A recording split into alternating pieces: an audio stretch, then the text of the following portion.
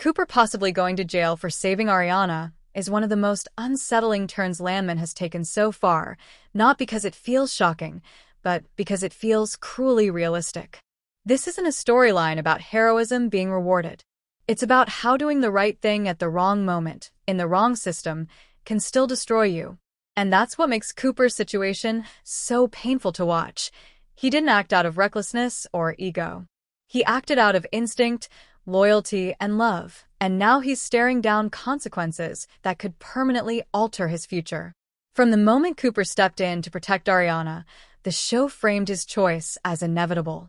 There was no hesitation, no calculation. He didn't stop to think about legal implications or personal risk. He saw someone he cared about in danger and reacted. That kind of response is usually what television celebrates. In Landman, it's what puts him in legal jeopardy. That tonal choice alone says a lot about the world this show is trying to depict. The problem Cooper faces isn't whether he did the right thing morally. That part is clear. The problem is that the law doesn't operate on morality. It operates on facts, narratives, and who controls the story. In Cooper's case, the circumstances are muddy, witnesses are unreliable, and the line between self-defense and excessive force is thin enough to be exploited. Saving Ariana doesn't automatically protect him from prosecution. In fact, it may be the very thing that makes him a target. What makes this situation especially dangerous for Cooper is his lack of power. He doesn't have Galino's money, Cammy's influence, or Tommy's political reach anymore. He's exposed. And in Landman, exposure is fatal. The system isn't designed to protect people like him, it's designed to protect institutions. If Cooper becomes a liability, the system will not hesitate to sacrifice him. There's also the uncomfortable reality that Cooper's actions intersect with multiple interests. Ariana's attack isn't just a personal crime, it's a potential legal and financial mess. Once lawyers, executives, and insurers get involved, the focus shifts away from what happened to who's responsible. Cooper, despite being the one who intervened, becomes an easy scapegoat. He was present. He acted. He can be blamed. This is where the show's critique of power really sharpens. Cooper doesn't get credit for bravery. He gets scrutinized for liability. His motives won't matter nearly as much as how his actions can be framed in court. And that's terrifying because it means the truth is secondary to the narrative that benefits the most powerful players. Another layer that makes Cooper's situation worse is his emotional state. He didn't act with calm precision. He acted under extreme stress. That human reaction, which should make him sympathetic, actually works against him legally. Panic looks bad on paper. Fear doesn't translate well into testimony. Every detail of his response can be twisted into something reckless or aggressive if the wrong people control the narrative. Ariana's role complicates things further. She's both the reason Cooper acted and the person whose testimony could potentially save him. But that places an unbearable burden on her. She's already a victim, and now the weight of Cooper's future could rest on what she remembers, how she's pressured, and whether her version of events is believed.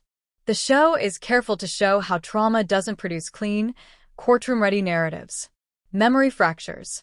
Details blur. And that uncertainty could cost Cooper everything. There's also a quiet irony in how Cooper's connection to MTEX may work against him. Being associated with the company doesn't protect him, it politicizes him. If his actions threaten to expose uncomfortable truths or create financial risk, the company may distance itself rather than defend him. Cooper may have thought loyalty ran both ways, but Landman has repeatedly shown that loyalty disappears the moment it becomes inconvenient. The possibility of jail time also reframes Cooper's entire arc up until now. He's been positioned as someone trying to find his footing, stepping into responsibility, navigating work, love, and adulthood. Jail would rip that trajectory apart. It wouldn't just punish him for one moment, it would redefine who he's allowed to be moving forward. That's what makes the stakes feel so high. This isn't about a temporary setback. It's about erasure. What's especially brutal is that Cooper did exactly what society claims it wants people to do. He intervened. He didn't look away. He didn't wait for someone else to act. And yet the system responds by treating him as a problem to be managed rather than a person who made a hard choice under impossible circumstances. Landman isn't subtle about this contradiction. It wants the audience to sit in that discomfort. This storyline also feeds directly into the show's broader themes about consequence and inheritance. Cooper is paying the price for a world shaped by older men and women who rarely face accountability themselves. While executives gamble with lives and livelihoods from behind desks, Cooper faces real punishment for acting on instinct. That imbalance isn't accidental. It's the point. If Cooper does go to jail, even temporarily, it will mark one of Landman's darkest statements yet, that morality offers no protection without power. And even if he avoids prison, the damage may already be done. Legal battles drain money, reputation, and mental health. The experience alone could harden him in ways that permanently change who he is. Ultimately, Cooper's potential jail time isn't about whether he deserves punishment. It's about whether the world he lives in allows goodness to survive without being crushed. Landman seems increasingly pessimistic on that front. Saving Ariana may have been the most human thing Cooper has ever done, and it may cost him everything. That's what makes this storyline so devastating. Not the violence, not the threat of prison, but the realization that in this world, doing the right thing doesn't just fail to protect you, it actively puts a target on your back.